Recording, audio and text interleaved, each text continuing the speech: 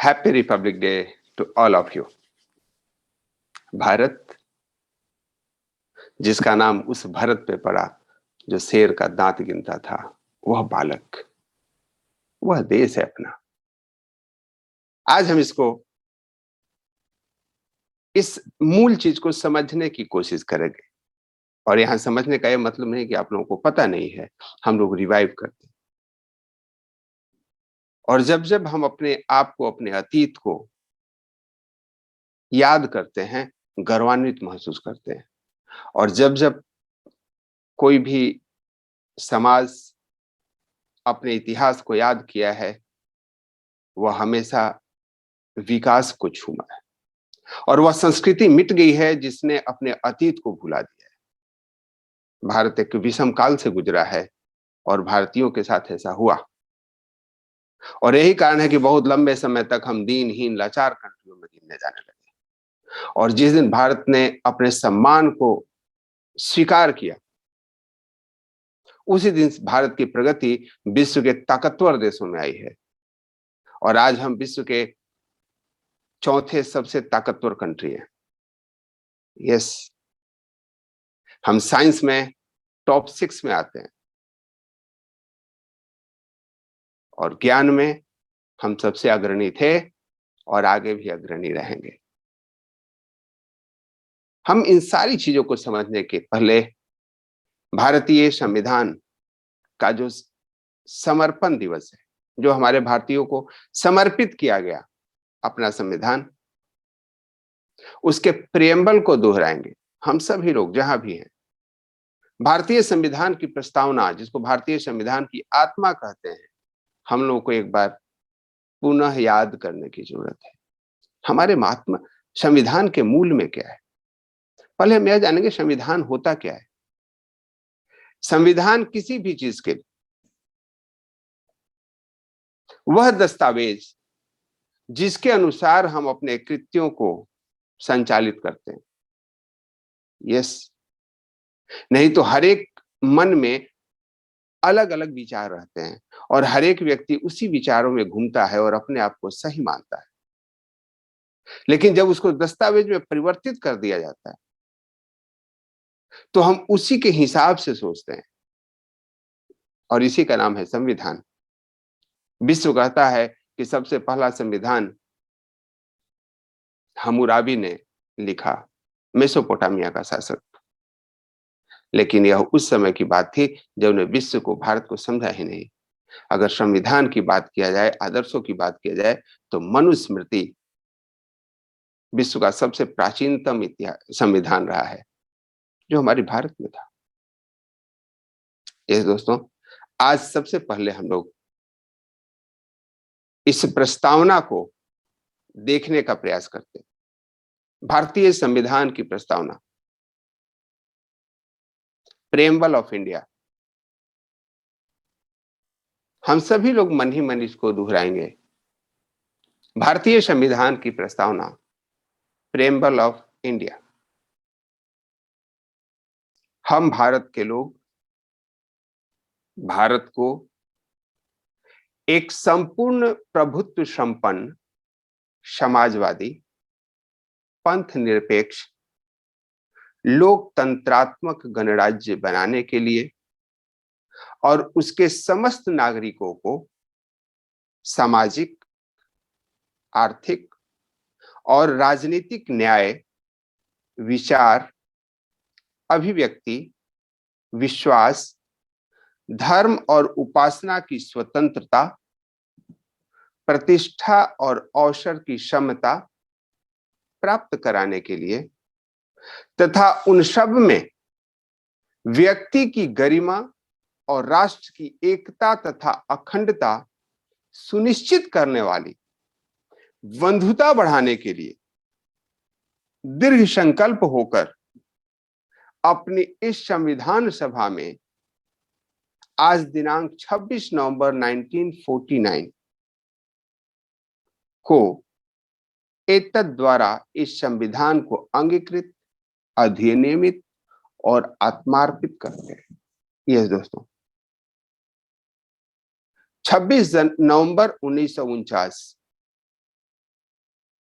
2 महीना पहले इस प्रियम्बल को देश को समर्पित किया गया, जिसके नींव पर अपना संविधान टिका है। बाद में हम निहित स्वार्थों के प्रति इस संविधान का दुरुपयोग करने लगे। एक चीजों को लेकर के दूसरे चीजों को डिमिनिश करने लगे। विचारों की अभिव्यक्ति करते समय आप भूल जाते हैं कि यह राष्ट्र की एकता और अखंडता के विरुद्ध है। व्यक्तिगत चीजों की जब हम बात अधिकार की करते हैं, उस समय कर्तव्यों को भूल जाते हैं। यह भारतीय संविधान की आत्मा हमारे वर्षों के संस्कृति का परिणाम है। धर्मनिरपेक्ष या पंथ निरपेक्ष सेकुलर भारत के खून में है, भारत के रक्त में है। यह वह देश है जहां विश्व के सारे धर्मों ने आश्रय लिया है। विश्व के प्रमुख धर्मों ने यहां जन्म लिया है। हम तो बांह खोल करके सारे धर्मों को स्वीकार करते रहे हैं। पारसी धर्म अगर भारत नहीं होता तो विश्व से समाप्त हो गया होता। आतताइयों के आक्रमण से पारसियों को भारत ने रक्षा किया है। तो बौद्ध और जैन धर्म जैसे अहिंसा के मार्गदर्शक धर्म को पूरे विश्व में प्रसारित किया है, लेकिन कभी धर्म प्रचार के लिए तलवारें नहीं उठाई। यही भारत की गरिमा है। विश्व में जहां कहीं भी एक नया धर्म आया, पुराने धर्म वालों ने उसके लिए रेजिस्टेंस दिखाई और उसको सूली पर चढ़ा दिया। इतिहास गवाह है, मूसा को मानने वालों ने ईसा को सूली चढ़ाई है। यह वही लोग थे जो आज उस धर्म को मानते हैं, लेकिन रेजिस्टेंस, कोई भी नई चीज को स्वीकार करने में विश्व में हर एक जगह लोगों ने रेजिस्टेंस दिखाई। लेकिन भारत के मूल में है, हम नई चीजों को स्वीकार करते हैं और सबको अभिव्यक्ति की आजादी है, धर्म मानने की आजादी है। वेद को मानते हो अच्छी बात है, नहीं मानते हो फिर भी अच्छी बात है। इस सनातन धर्म ने बौद्ध धर्म को अंगीकार किया, उसी तरह जैसे राम को अवतार माना, कृष्ण को अवतार माना, भगवान बुद्ध को भी अवतार माना। एक ही सिद्धांत, किसी से कोई बलात् नहीं, आपकी इच्छा हो मानिए। दुर्भाग्य यह रहा कि भारत सदियों तक उन विदेशी आक्रांताओं द्वारा फोर्सफुली धर्म परिवर्तन के चंगुल में रहा और जरूरत पड़ी यह लिखने की कि हम धर्मनिरपेक्ष हैं। इसकी आवश्यकता भी नहीं थी। एनीवे, आज वह दिन है जो हम अपने संविधान को स्वीकार किए थे, 26 जनवरी 1950। ये संविधान के बनने में एक लंबा समय लगा और हम विश्व का सबसे बड़ा संविधान प्राप्त कंट्री हैं। लेकिन क्या वह लंबा संविधान सिर्फ वह 2 साल 11 महीने जो भी लाइफ स्पान था उसका प्रोडक्ट रहा है?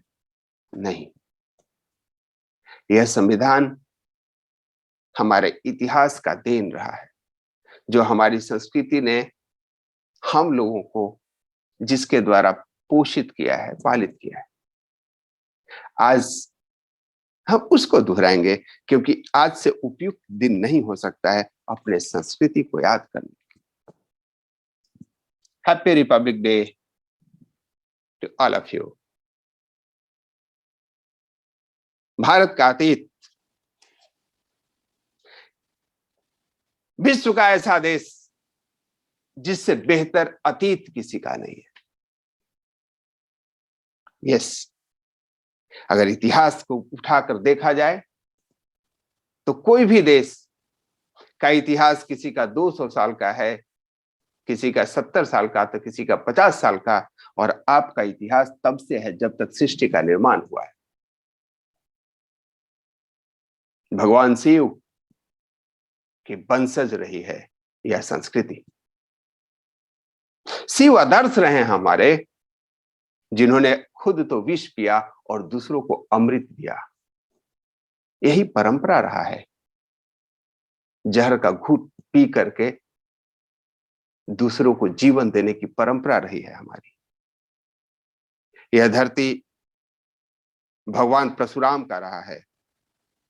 जब एक सन्यासी आतताई राजा का सर्वनाश कर देता है, जब देखता है कि वह अपने पद से विमुख हो रहा है, अपने अधिकारों का दुरुपयोग कर रहा है, एक राजा सत्य हरिश्चंद्र सत्य के लिए अपना सब कुछ बेच देता है अपनी इंटीग्रिटी को मेंटेन रखने के लिए। तो शरणागत वत्सल राजा दिलीप एक गाय के प्राण बचाने के लिए अपने सर को समर्पित कर देता है। ऐसा गौरवशाली इतिहास रहा है अपना। दुनिया में अगर सबसे आदर्श किसी चरित्र का नाम दिया जाए तो उसमें भगवान श्री राम का नाम आता है, जो एक राजा के पुत्र के रूप में नहीं या राजा के रूप में नहीं याद किए जाते, जो जन जन के तन मन में रोम रोम में रमन करने वाले रमणीय राम के रूप में याद किए जाते हैं। एक ऐसा व्यक्तित्व जो राजमहल को 1 मिनट में इसलिए त्याग देता है कि पिता का वचन पूर्ण करना है। आप सोच करके देखिए, आज तो पिता अगर एक पुत्र को किसी 19-20 की बात करे तो भी पुत्र विद्रोह कर देते हैं। हमारी संस्कृति ऐसी रही है, मातृदेवो भव पितृदेवो भव। कितना सुंदर समाज हो अगर श्री राम के आदर्शों पे चला जाए। भगवान श्री कृष्ण की भूमि, जो सर्वशक्तिमान होते हुए भी गाय चराते हैं, माखन चुराते हैं, यशोदा मां के छरी से डरते हैं, उनके बंधनों में बंध जाते हैं। जो राधा का प्रेम है तो सुदामा का सखा, जो धर्म कार्य के लिए अर्जुन का सारथी बनना स्वीकार करता है, जो पूरे दुनिया को चलाता है, वो अपने भक्त का रथ चला रहा होता है। ये गौतम बुद्ध की धरती है, जहां एक राजकुमार समाज में व्याप्त रूढ़िवादिता को हटाने के लिए संन्यास ले लेता है और लोगों को आध्यात्मिक पथ के नए आयाम को देने के लिए वर्षों तपस्या करता है। यह धरती महावीर जैन की है, जो विश्व में सबसे कठोरतम धर्म का निर्वहन करते हैं। स्वयं के लिए कठोर, परंतु दूसरे के लिए सबसे कोमल। विश्व का सबसे कठोरतम धर्म जैन धर्म को जन जन तक पहुंचाने में महावीर जैन का स्थान रहा है। आपका देश उस वीरों की भूमि रही है जिसे सिकंदर भी जीत नहीं पाया। पूरा विश्व जिसके तलवारों से कराह रहा था, उसकी हिम्मत नहीं पड़ रही थी जो आपके देश के मगध प्रांत की तरफ आंख उठा करके देखे। दुर्भाग्य यह है कि हम लोग जो जीता वही सिकंदर कहते हैं, जो जीता वही चंद्रगुप्त नहीं कहते। दूसरों की गौरवान्वित गाथा गाने की आदत सी डाल दी गई है हमारी संस्कृति में ऐसे वीर हुए हैं जिनकी मदद तो भगवान इंद्र भी लिया करते थे। अगर वीरता की बात देखी जाए तो सम्राट अशोक का जब तलवार उठा तो अखंड भारत का निर्माण हुआ। बर्मा से लेकर के अफगानिस्तान, जो अखंड भारत है, वह एक हुआ, और जब तलवार रखा तो पूरे विश्व में शांति फैलाई। कभी अपने सीमाओं का अतिक्रमण नहीं किया, क्योंकि हमारी संस्कृति में सांसारिक विजय को विजय मानते ही नहीं। विश्व का पहला प्रजातांत्रिक व्यवस्था लिच्छवी संघ के रूप में भारत ने विश्व को दिया। लोग बोलते हैं फादर ऑफ डेमोक्रेसी, और पहला कंट्री डेमोक्रेटिक अमेरिका है, क्योंकि लोगों को भारत का इतिहास पता ही नहीं है। ज्योतिष विज्ञान हो या खगोल विज्ञान, अध्यात्म हो या सामाजिकता, विश्व की पहली यूनिवर्सिटी की बात हो या सांस्कृतिक समागम की, आपका देश अग्रगण्य रहा है। अगर बात किया जाए संस्कृति की, तो यत् नार्यस्तु पूज्यन्ते रमन्ते तत्र देवता का उद्घोष करने वाला भारत जैसा देश विश्व में कहीं नहीं है, जहां स्त्रियों को अधिकार ही नहीं दिया जाता, पूजा की जाती है। नारी अस्मिता हमारी संस्कृति की नींव है। गार्गी और मैत्रेय जैसी विदुषी हमारे देश में हुई हैं, तो सती सावित्री जैसे आदर्श। हमारी बेटियों में सीता का संस्कार रहा है, जो कभी न तो रावण के धन के प्रति आकर्षित हुई, न बल के सामने झुकी।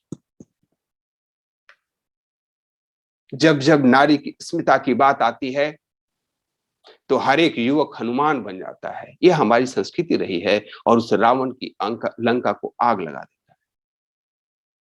हर एक वृद्ध में जटायु जैसा खून दौड़ने लगता है, जो भले ही किसी की भी पत्नी हो, उसकी आबरू जब लूटता देखता है तो अपनी जान की बाजी लगा देता है। हम उस संस्कृति के लोग हैं। जब किसी का वस्त्र की तरफ कोई दुशासन आगे बढ़ता है, तो हमारे नौजवान भीम बनकर के उसके बाजू को शरीर से अलग कर देते हैं। यह हमारी संस्कृति रही है। जब जब आप संस्कृति के पन्ने में जाते हो, तब आपको अपने इतिहास पे गर्व होता है। यह वह देश है जहां महाराणा प्रताप ने घास की सूखी रोटी खाना स्वीकार किया, लेकिन गुलामी स्वीकार नहीं की। यह वह देश है जहां पृथ्वीराज चौहान ने इस देश को एक करने के लिए, आजादी को बचाए रखने के लिए कभी घुटने नहीं टेके। महाराजा छत्रपति शिवाजी का स्वराज्य सिद्धांत हमारे देश की विरासत का सबसे बड़ा उदाहरण है, जिन्होंने अपने स्वराज्य को बचाने के लिए सब कुछ बलि लगा दी। एक ऐसा राजा जिसके पास इब्राहिम गारदी जैसा सेनापति था। अहमद शाह अब्दाली का जब भारत पे आक्रमण हुआ और इब्राहिम गारदी से आमने सामने हुआ, तो इब्राहिम गारदी को मुसलमान समझ करके अहमद शाह अब्दाली ने उनको लुभाने की कोशिश की। तुम्हारा धर्म मुसलमान है। तो इब्राहिम गारदी ने कहा था, धर्म मुसलमान है, लेकिन मेरा वतन हिंदुस्तान है, और नेशन फर्स्ट। कितनी उदात्त संस्कृति रही है हमारी। हमें संस्कृति पढ़ाने विश्व के बाकी लोग आते हैं, इसलिए कि हमें अपने संस्कृति के बारे में कम बताया जाता है या नहीं बताया जाता है। नेशन फर्स्ट की विचारधारा यहाँ की संस्कृति के मूल में है। जननी जन्मभूमि स स्वर्गादपि गरीयसी। हमारे शास्त्रों ने यही पढ़ाया है कि आपकी मातृभूमि स्वर्ग से भी पवित्र है, स्वर्ग से भी महान है। हम जन्नत के वजह से अपने धरती को खून से लाल करने वाले लोग नहीं हैं। हमारे योद्धाओं ने कभी हार नहीं मानी। हमारे देश में बहुत सारी अनेकताएं हैं, और यह तो माला के अलग अलग पुष्प के समान है। पूरा विश्व इस बात से अचंभित था कि भारत इतनी विभिन्नताओं के देश होने के बाद अपनी स्वतंत्रता को बना करके कैसे रख सकता है। और आज पूरा विश्व इस बात से चौकन्ना है कि इतने डिफरेंसेस के बावजूद भारत सबसे तेजी से विकास करने वाला देश है। इतनी जनसंख्या को पालित पोषित करने के बावजूद भारत अपने गरिमा के ऊंचाइयों को छू रहा है, क्योंकि हमारे मूल में हमारी संस्कृति है। दिवाली में अली बसे, राम बसे रमजान, ऐसा ही तो है अपना हिंदुस्तान। यह भारत की विलक्षणता है, यही भारत का गौरव है और यही भारत का इतिहास है। सवाल ये उठता है, हर एक व्यक्ति आज के डेट पे अपने अधिकारों की बात करता है। काश हमारे कर्तव्य पहले पढ़ाए जाते, काश हमारे लीडर्स कर्तव्यों को याद दिलाते। हर एक 2 टके का लीडर 5 लोगों को इकट्ठा करके उसके अधिकारों की बात करे, तुम्हारा अधिकार यह है, तुम्हारा अधिकार यह है। काश लोग पहले आपको अपना कर्तव्य बताते। और यह जिम्मेवारी सरकार की और पॉलिटिशियंस की नहीं है, यह जिम्मेवारी हम सबों की है। हमें लोगों को कर्तव्य बताना होगा। यह लिखना कि स्टेशन गंदा है, स्टेशन मास्टर के पास कंप्लेन करने वाले लोगों की बहुत संख्या रही आज तक, लेकिन अब अपना देश बदल रहा है। अब लोग कचरा खुद उठा करके बकेट में डालते हैं। कर्तव्य बोध जब तक किसी राष्ट्र के पास नहीं होगा, तब तक उसके नागरिक अभिमान से नहीं जी सकते। अधिकार तो संघर्ष लाता है और कर्तव्य प्रेम लाता है। हमारे संविधान में दोनों चीजों की चर्चा है, और जिस दिन हम सभी कर्तव्य का पालन करने लग गए, अधिकार तो आपको स्वतः प्राप्त हो जाते हैं। आज का दिन वह संकल्प लेने का है कि हम अपने कर्तव्यों का निर्वाह कर रहे हैं क्या। हमारे कर्तव्य क्या हैं हमारे समाज के प्रति, हमारे राष्ट्र के प्रति, हमारी संस्कृति के प्रति, हमारे लोगों के प्रति। आप उस देश के हैं जिस देश के लोगों ने देना सीखा है, और जिस किसी ने आपको कुछ दिया है उसको देवता का सम्मान दिया है। मातृदेवो भव, पितृदेवो भव, अतिथि देवो भव। यस, हम अपने देश को भी मां की तरह सम्मान देते हैं। और यही कारण है कि यूनान, मिस्र, रोमा सब मिट गए जहां से, कुछ बात है जो हस्ती मिटती नहीं हमारी। Thank you so much everybody for your kind participation in this celebration.